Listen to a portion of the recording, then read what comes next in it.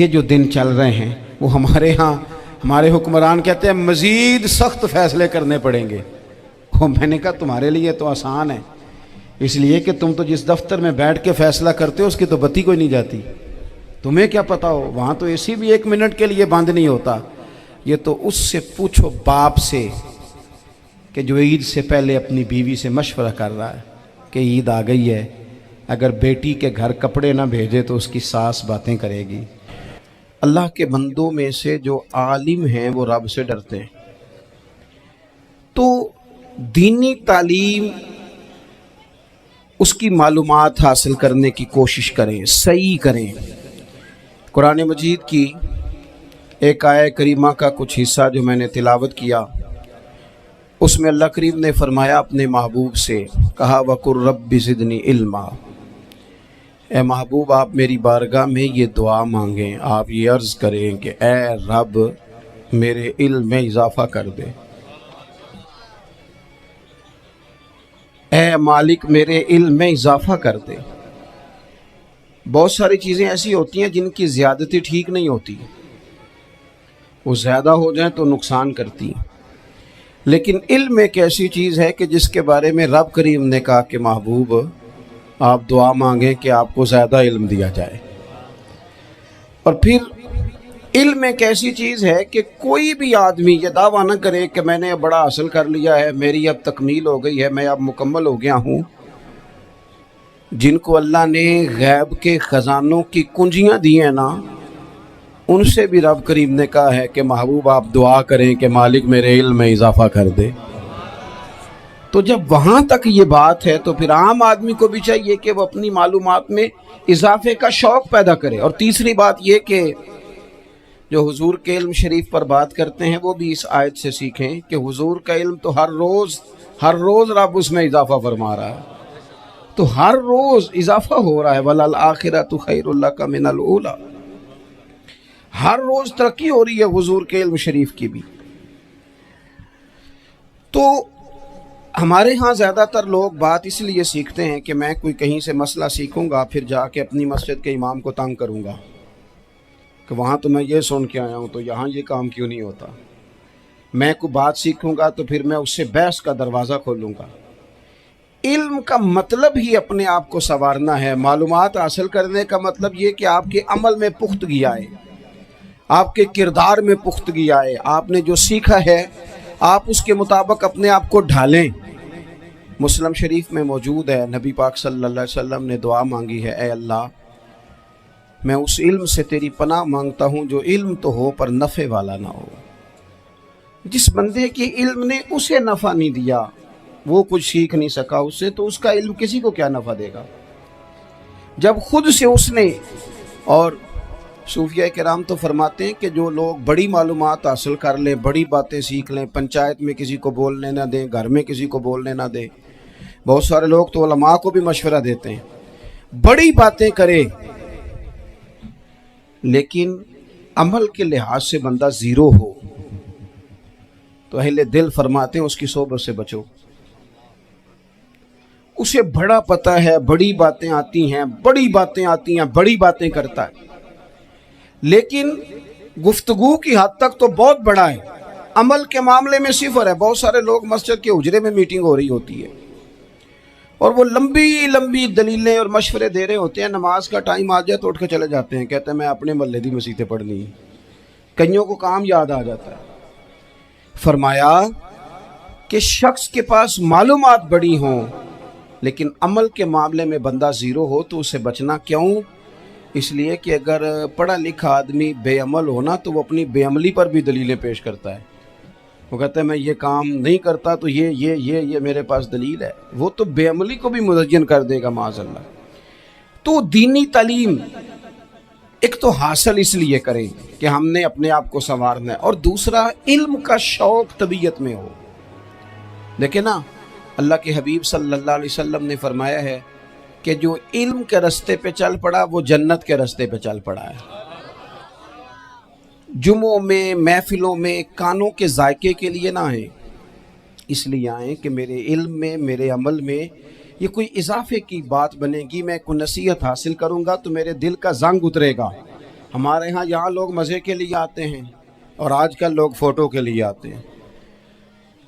ان دو کاموں سے نکل کر خالص اصلاح کی نیت سے علم کا شوق ہمارے ہاں تیزی سے ایک حرکت کی گئی.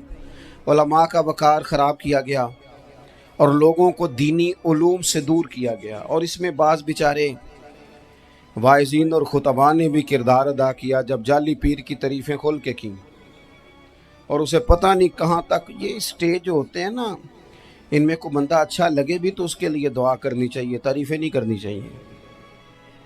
تعریفیں اس کا کوئی فائدہ نہیں ہے.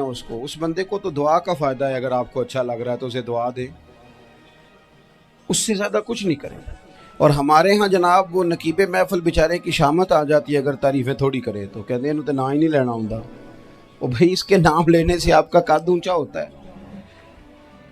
تو علم اور عالم ان دونوں چیزوں سے قوم کو دور کیا گیا. دینی تعلیمات کا فقدان ہے. جو میٹرک تک لوگ 60-70 کتابیں پڑھ جاتے ہیں انہیں بھی قرآن پاک ٹھیک سے نہیں پڑھنا آتا.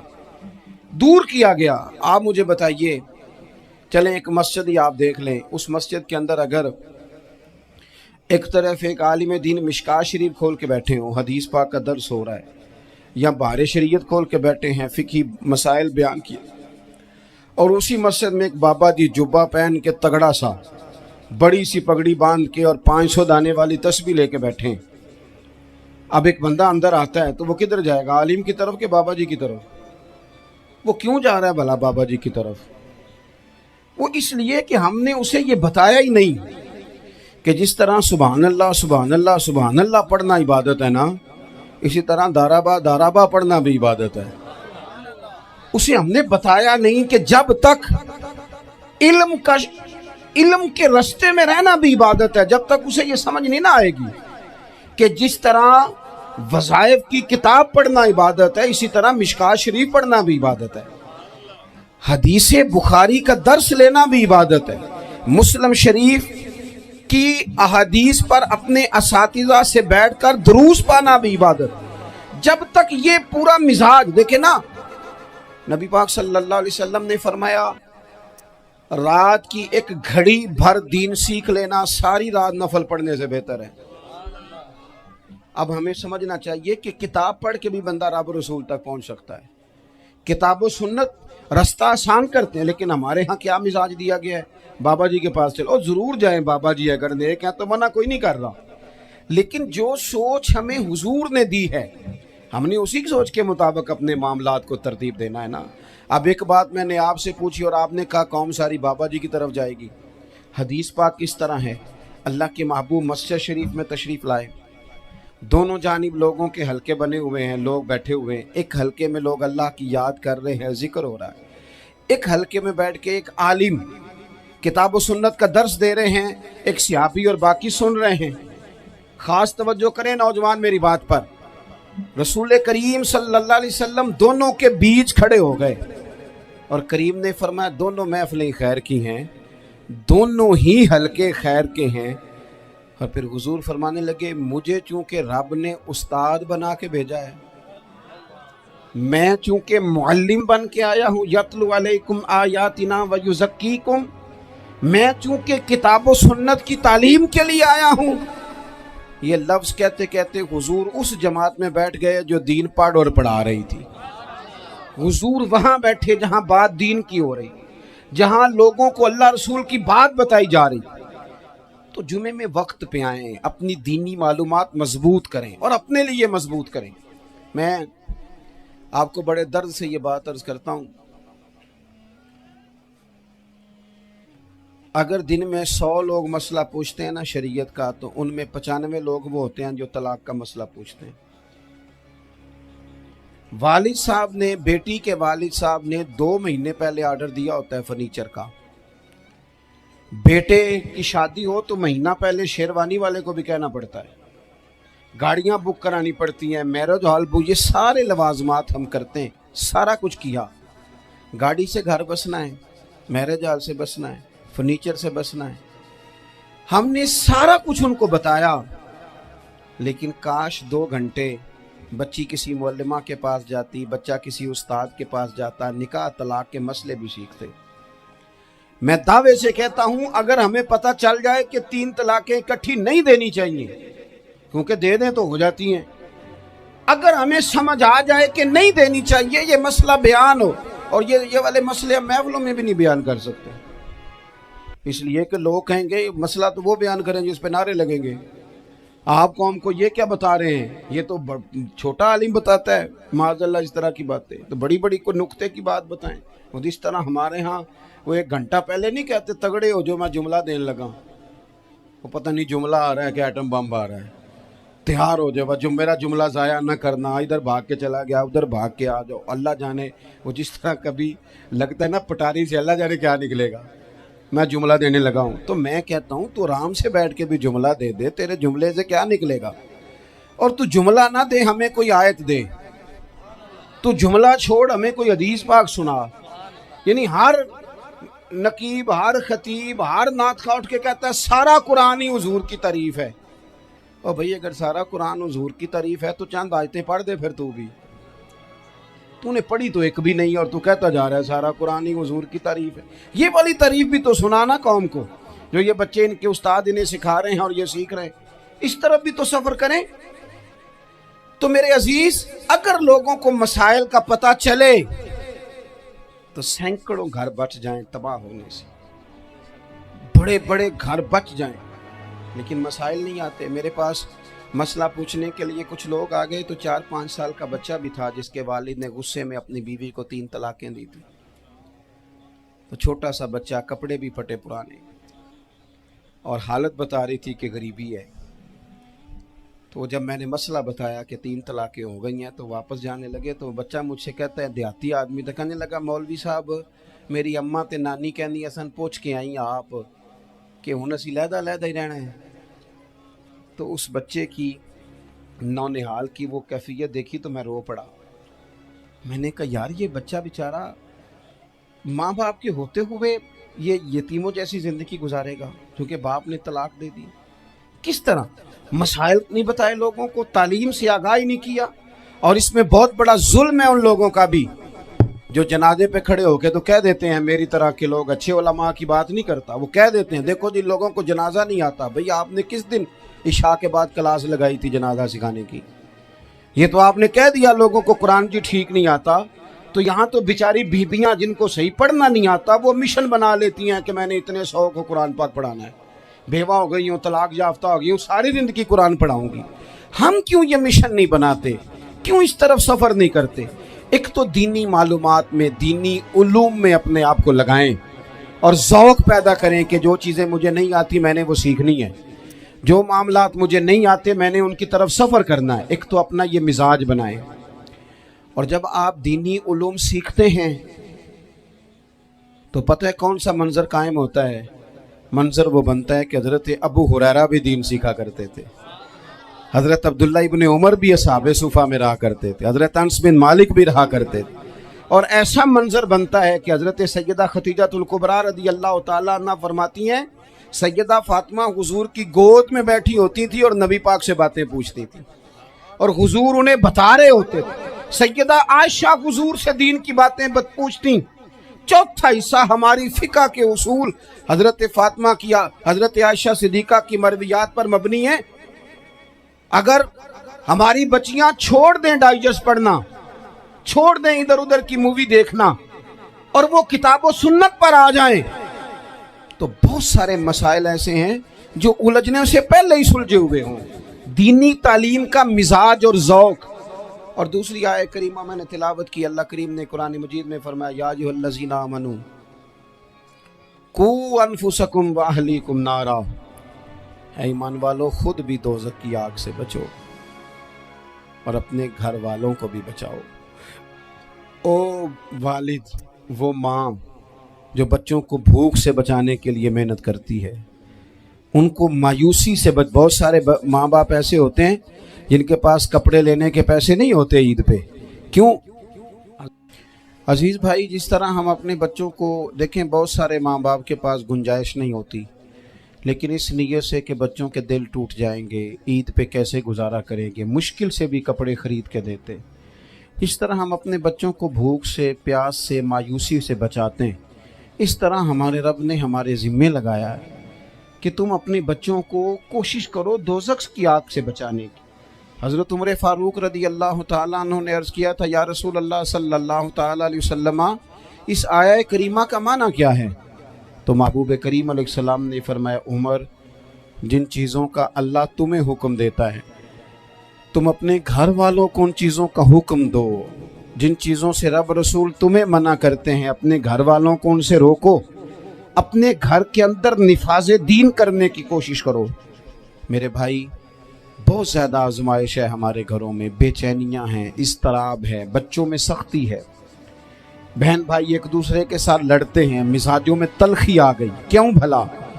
اس لیے کہ ماں باپ کو جو بہترین کردار اور جو حسین طریقہ گھر میں اپنانا چاہیے تھا، بچے تقریر باہر سے سنتے ہیں لیکن وہ فالو اپنے ماں باپ کو کرتے ہیں۔ اگر ماں باپ میں حوصلہ ہو، صبر ہو، اطمینان ہو، خودداری ہو، تھوڑے پر گزارا کرنے کا مزاج ہو، دیکھیں نا، آج ڈپریشن ہے، ٹینشن ہے، پینکس اٹیکس ہیں، بڑی ساری چیزیں آ گئی ہیں۔ کیوں بھلا؟ صبر نہیں، تحمل نہیں، بردباری نہیں۔ آزمائے، ایک دن ایک بچہ میرے پاس آ گیا مدرسے کا، اور آ کے وہ رونے لگا۔ میرے گھر والے کہنے لگے کھانا چھوڑ دیں، پہلے اس کی بات سن لے۔ میں نے کہا پتر کیا ہوا؟ کسی نے مارا ہے کسی استاد نے؟ کہنے لگے نہیں حضرت، گھر فون کیا تھا تو میری اماں اور ابا کی لڑائی ہو رہی ہے۔ بچہ کانپ رہا ہے، ٹانگیں کانپ رہی ہیں۔ میں نے کہا کیا ہو کیا گیا تمہیں پتر؟ لڑائی ہو رہی ہے تو گھروں میں ہو ہی جاتی ہے۔ کہنے لگے نہیں، آپ کو پتہ نہیں، وہ بڑا سخت لڑتے ہیں۔ میرے والد جب میری والدہ کو مارنے کے لیے آگے بڑھتے ہیں تو ہم سارے چار پنجوں کے نیچے چھپ جاتے ہیں، ہمیں خوف آتا ہے، وہ منظر خطرناک ہوتا ہے۔ یہ کون تکلیف دے رہا ہے اپنے بچوں کو؟ یہاں بیٹھے، ہمارے ہاں میلوں دور رہتے تھے اس کے گھر والے، تو وہ تکلیف میں تھا، تو گھر میں کیا کیفیت ہوگی؟ اگر حوصلہ ہو، صبر ہو، قناعت ہو، اللہ کے دیے ہوئے تھوڑے رزق پر ہمیں راضی رہنا آتا ہو، ہمارے گھروں میں سکون آئے، اطمینان آئے، ہم جو زندگی بڑی خوشی خوشی گزار سکتے ہیں۔ ہمارے مزاجوں کا لالچ، ہماری طبیعتوں کی بے راہ روی، ہماری جھوٹی انا کا بت، ان ساری چیزوں کو ختم کر دیتا ہے۔ اپنی زندگی کے اندر اگر ہم وہ کردار اپنے بچوں کو دیں، جس کردار میں موبائل بھی ہو، جس میں گاڑی بھی ہو، جس میں پیسے بھی لا کے ابا دراز میں رکھتا ہو، لیکن والد کا گھر میں مصلی بھی موجود ہو، اس کی کوئی تسبیح بھی ہو، وہ یہ بھی کہتا ہو کہ خدا نے اپنے فضل سے آج 5,000 دیا ہے تو اس میں 1,000 غریبوں کا بھی ہے، اس میں تھوڑا سا میں نے اللہ کی رضا کے لیے بھی رکھا ہے۔ اگر کوئی مشکل آ جائے تو وہ باپ اور ماں کو صبر کرتا ہوا دیکھتے ہوں، اگر ایک باپ کر بات کرے تو دوسرا برداشت کرتا ہو۔ خدا را اپنی اولادوں کو اس اذیت کا شکار نہ کرو۔ اپنے گھروں کے اندر وہ خودداری، وہ پیار، وہ وقار، وہ محبت، وہ انداز۔ آپ تھکے ہوئے ہیں، کوئی شک نہیں، آپ بہت سارے مسائل کا باہر شکار ہوں گے، کوئی شک نہیں، لیکن آپ باہر سے تھک کے آئے ہیں، اور اگر آپ باہر اپنی فیکٹری کے مالک ہیں اور دفتر کے بڑے ہیں تو گھر میں بھی تو آپ بڑے ہیں نا۔ آپ کی ماں بھی تو انتظار کر رہی ہے، اس نے بھی تو دکھڑا سنانا ہے نا آپ کو۔ آپ یہ دیکھیے کہ آپ کے بچے بھی تو انتظار کر رہے ہیں، وہ چاہتے ہیں کہ ابا آ کے بیٹھیں تو ہم ان کے سینے پہ چڑھ کے تھوڑا کھیلیں۔ آپ کی اہلیہ منتظر ہیں۔ کچھ باتیں بیوی کسی اور سے نہیں کہہ سکتی، صرف اپنے شوہر سے کہتی ہے، لیکن وہ تو آتے ہی جلال میں آ گئے صاحب، وہ کہنے لگے تو بڑی نالائق ہے، میں تھکا ماندہ آیا ہوں اور تو نے مجھے کہانی سنا دی ہے۔ وہ اس خاتون سے شدت کے ساتھ پیش آنے لگے۔ میرے رسول پاک کی حیات نور کو دیکھو، حضرت ام ایمن حضور کی رضائی والدہ ہیں، ان کی بھی خدمت ہو رہی ہے۔ حضرت حلیمہ سعدی آ رہی ہیں تو خدمت ہو رہی ہے۔ حضرت عباس حضور کے چچا ہیں تو کریم فرماتے ہیں میرے چچا ہیں باپ کی جگہ پہ۔ حضور دوست احباب صحابہ غلاموں سب کے ساتھ پیار کر رہے ہیں۔ 9 ازواج مطہرات ہیں گھر کے اندر، اور کیفیت یہ ہے کہ حضور صرف ان کی ضرورتوں کا ہی خیال نہیں کرتے، خواہشات کا ہی خیال نہیں کرتے، بلکہ میرے کریم کا طریقہ یہ ہے کہ کوئی بندہ آج بول کیا رہا ہے، وہ کہاں کھڑا ہے، آج اس کے جملے کس طرح کے ہیں، اس کا لہجہ کس طرح کا ہو گیا ہے اور اسے ٹھیک کیسے کرنا ہے. محبوب اس کا خیال فرماتے، توجہ کرتے. میں کہتا ہوں کہ ہم سب کو شوق آیا ہے آرام کرنے کا. میں صبح 11 بجے سے پہلے اپنے گھر سے نکل آیا تھا اور یہ وقت آ گیا ہے اور رات کو خدا جانے کس وقت گھر پہنچنا ہے. کئی دفعہ کیفیت یہ ہوتی ہے کہ گاڑی سے اترتے ہیں تو پھر دل کرتا ہے کہ کوئی اٹھا کے چلائے نہ کبھی. اس کے باوجود بہت سارے لوگ ناراض رہتے ہیں کہ ہم سے مل کے نہیں گئے، فوٹو نہیں کھنچوا کے گئے، فلانی جگہ چائے نہیں پی کے گئے. یہ تسلسل ہے. لیکن میں جتنا مرضی تھکا ماندہ گھر جاؤں گا نا، کبھی ایسا نہیں ہوا کہ میں گھر جاؤں تو بڑی ٹینشن میں جاؤں. میری گھر والی ایک دن مجھ سے کہنے لگی آپ نے کبھی نہیں کہا کہ میں تھکا ہوا ہے. بندہ تھک بھی تو جاتا ہی ہے نا، کبھی کہاں کرے نا. میں نے اسے کہا پتہ کیوں نہیں کہتا؟ اس لیے نہیں کہتا کہ میں نہیں چاہتا کہ میرے بچے یہ کہیں کہ ہم نے دین نہیں پڑھنا، ہمارا باپ تو بڑی مشکل میں ہے. ہم اپنے کام کے بارے میں اپنے گھر میں شکوے کرتے ہیں. آپ کسی بچے سے پوچھ لیں کون سا کام کرنا ہے، کہنا جڑا ابا جی کر دے رہے ہیں وہ نہیں کرنا. کیوں؟ کہ ابا جی ہر روز تو کہتے ہیں میں بڑا الجھ گیا ہوں، یہ کام بڑا مشکل ہے. میں چاہتا ہوں کہ میں اپنے بچوں کو یہ بتاؤں کہ پتر میں تو جدھر جاتا ہوں پھول ہی پھول ہیں، میں تو جدھر سے گزرتا ہوں محبت ہی محبت ہے، میں تو جدھر سے دیکھتا ہوں دعائیں ہی ملتی ہیں، تاکہ ان کا شوق پیدا ہو. میرے عزیز، آپ تھوڑا سا دل بڑا کریں. اگر آپ ایک کی وجہ سے پورا گھر سکون میں آ جاتا ہے تو آپ دل بڑا کیوں نہیں کرتے؟ جگہ ڈھونڈتے ہیں بس مجھے کوئی تنگ نہ کرے، کوئی میری باپ ماں بدولت کو کوئی پریشان نہ کرے. بخاری شریف سنیے، حضرت عائشہ صدیقہ رضی اللہ تعالیٰ عنہ بیٹھی ہیں. حضور فرمانے لگے عائشہ آج ایک بات نہ بتاؤں تمہیں؟ یا رسول اللہ بتائیے. حضور فرمانے لگے جب تم مجھ سے ناراض ہوتی ہو تب بھی مجھے پتہ چل جاتا ہے، اور جب راضی ہوتی ہو پھر بھی پتہ چل جاتا ہے. تو حضرت سید عائشہ صدیقہ بات سن کے بڑی خوش ہوئی. یا رسول اللہ وہ کیسے؟ حضور فرمانے لگے کبھی کبھی تم قسم اٹھاتی ہو. یا رسول اللہ ہاں. فرمایا جب ہوتی ہو نا راضی، خوش، تو پھر کہتی ہو مجھے رب محمد کی قسم صلی اللہ علیہ وسلم. پھر تم میرے نام کے ساتھ رب کریم کا نام ملا کے قسم اٹھاتی ہو، رب محمد کی قسم. یا رسول اللہ بالکل ایسے ہی ہے. اور فرمایا جب تمہارے دل میں کوئی بات ہوتی ہے نا تو پھر تم کہتی ہو مجھے رب ابراہیم علیہ السلام کی قسم. پھر تم رب محمد نہیں کہتی. یہ بخاری مسلم میں موجود ہے. حضرت عائشہ صدیقہ نے تو بات سنی تو کھل گئی طبیعت. کہنے لگی کریم صدقے جاؤں، یہاں تک خیال فرماتے ہو؟ کس کے جملے کہاں پہنچ گئے، یہاں تک خیال ہے. فرمایا مجھے پتہ چل جاتا ہے کہ تمہاری کیفیت کیا ہے، کہاں کھڑی ہو. اور بھئی ہم تو اپنی ماں کا بھی خیال نہیں رکھتے. ہمارا باپ کہاں بیچارہ کھڑا ہے، وہ تو انتظار میں تھا کہ کوئی 10 منٹ میرے پاس بیٹھے گا. توجہ ہی نہیں، جذبات کا خیال ہی نہیں. حضرت عائشہ صدیقہ بات سن کے عرض کرنے لگی یا رسول اللہ مجھے رب محمد کی قسم ہو، میں صرف نام چھوڑتی ہوں، میرے دل میں ہر وقت مدینے والے محبوب ہی رہتے ہیں. نام ہی چھوڑتی ہوں صرف. او میرے دوست تھوڑا سا جا. اور دوسرا عرض کروں گا، دولت اگر بہت عالی چیز ہوتی نا، بہت قیمتی، تو سب سے زیادہ سید عائشہ کے گھر میں ہوتی. اگر پیسوں سے ہی سوکھ آتا تو پیسے سب سے زیادہ حضرت فاطمہ الزہرا کے کاشانہ نور میں ہوتے. او میرے بھائیوں، سونا وقت محبتوں سے گزارا جا سکتا ہے.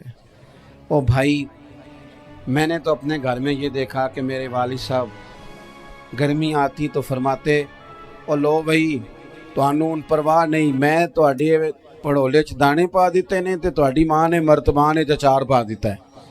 لو اب تمہیں کہیں جانے کی ضرورت نہیں پڑے گی. اس پہ بھی وقت بڑا اچھا گزرتا تھا، اس پہ بھی ٹائم بڑا اچھا.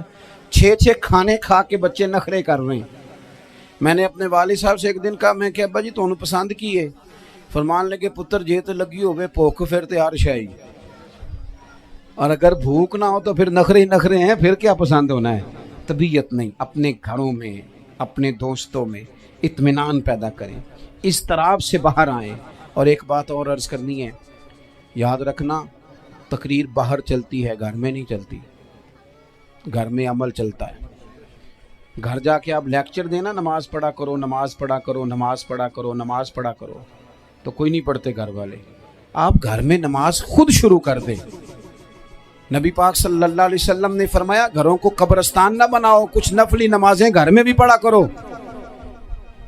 اللہ کے پیارے رسول صلی اللہ علیہ وسلم کا گھر مسجد نبوی کے بالکل ساتھ ہے، دروازہ حضور کے گھر کا مسجد میں کھلتا تھا، لیکن نبی کریم صلی اللہ علیہ وسلم کیا کرتے تھے؟ حضرت عائشہ صدیقہ فرماتی ہیں تہجد کی نماز گھر میں پڑھا کرتے تھے۔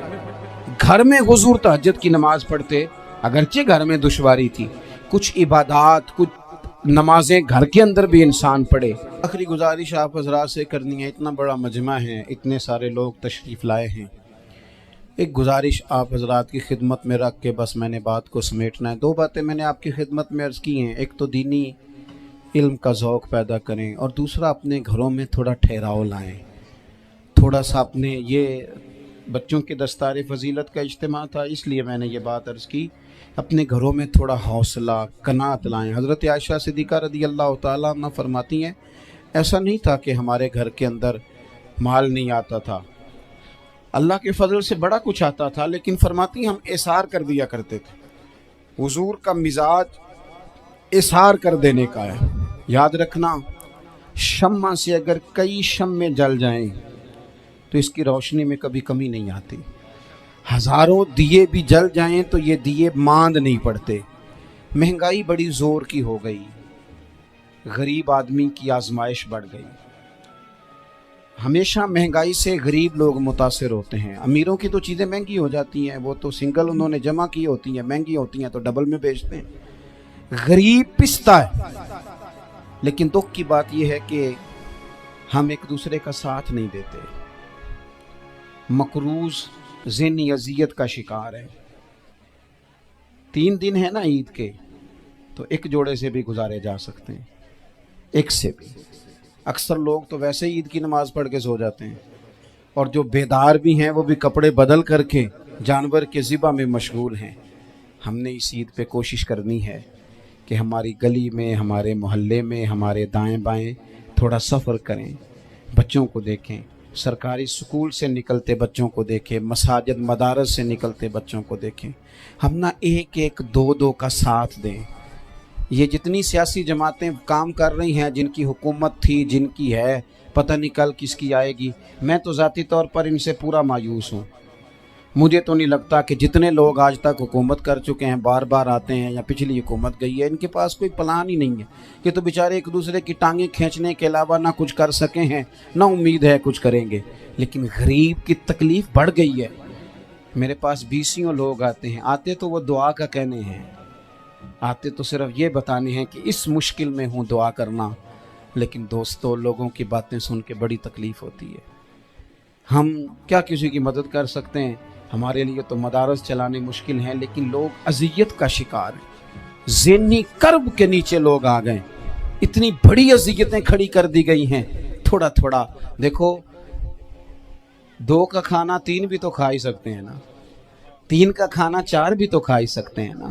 میرے محبوب نے ہمیں یہ نہیں کہا تھا زیادہ گوشت پکانا، بلکہ رسول پاک نے تو رنگ ہی بڑا سادہ دیا ہے۔ کریم نے فرمایا عائشہ شوربہ ذرا زیادہ کر لو، پڑوسیوں کو بھی سالن دے دیں گے، تھوڑا شوربہ زیادہ کر لو، اسی کو بڑھا لو، تھوڑا شوربہ بڑھا لیں، تھوڑا تھوڑا ایک دوسرے کی مدد کریں، دست شفقت رکھیں۔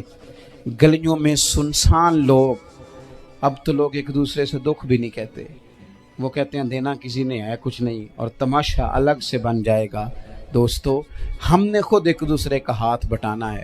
جو لوگ صاحب ثروت ہیں، دیکھو ایک ہی باپ کی اولاد ہوتی ہے، ایک کو اللہ بڑا نواز دیتا ہے، 2-3 کمزور رہ جاتے ہیں، اس کو چاہیے وہ دوسروں پہ دست شفقت رکھے۔ ایک گلی میں سارے لوگ ایک ہی قبیلے کے، ایک ہی علاقے کے، ایک آگے نکل گیا ہے، اسے چاہیے وہ دوسروں کا خیال کرے۔ عزیز بھائیوں، ہم نے اس کمر توڑ مہنگائی کے دور میں نے جمعے میں امیر لوگوں سے کہا تھا کہ قربانیاں کرنی تو ہے ہی، تو تم تو سارا سال گوشت کھاتے ہو۔ کیا آپ کو بتاؤں کہ ہم اس وطن میں رہتے ہیں جہاں فریج اور فریزر بڑی عید سے پہلے زیادہ بکتے ہیں۔ فریج نہیں لے آؤ، بڑی لے آؤ، چونکہ گوشت سیو کرنا ہے، سارا سال بھی تو ملتا ہے نا امیروں۔ میں نے تو کہا تھا اس گاؤں میں لے جاؤ جہاں قربانی کوئی نہیں کر رہا، ذبح ہی وہاں جا کے کر لو. تھوڑی سی گنجائش بنائیں اپنے دلوں میں. یہ ضروری نہیں کہ سامنے والا آپ کا شکریہ بھی ادا کرے. حضرت عائشہ صدیقہ رضی اللہ تعالیٰ عنہ، اماں جی ایک کنیز رکھی ہوئی تھی، حضرت عثمان غنی نے دی تھی کہ آپ کی خدمت کریں گی. تو وہ کنیز کہتی ہے کہ اماں جی تو میری بھی روٹیاں پکا دیتی تھی، وہ تو میرے لیے بھی کھانے کا اہتمام کر دیتی تھی، لیکن کوئی دروازے پہ اگر مانگنے آتا تو حضرت عائشہ صدیقہ مجھے کہتی اسے خیرات دے آؤ. تو میں کہتی اماں جی یہ کام تو لوگ دوڑ کے کرتے ہیں اور آپ یہ مجھے کہہ رہی ہیں میں کر دوں. تو حضرت عائشہ فرماتی جب کوئی بندہ کسی کو دیتا ہے تو وہ شکریہ ادا کرتا ہے. میں چاہتی ہوں وہ شکریہ بھی تیرا ہی ادا کر جائے، میں نے جو اجر لینا ہے وہ رب کی بارگاہ سے لینا ہے. تو میرے بھائی اپنی زندگی میں تھوڑا سا تو دل بڑا کریں، تھوڑی تھوڑی گنجائش پیدا کریں. اور یہ ضروری نہیں کہ اس بندے کا آپ سے بڑا اچھا سلوک ہی ہو، نہ بھی ہو اس غریب کا سلوک اچھا تو بعض اوقات بندہ غریبی میں تلخ بھی تو ہو ہی جاتا.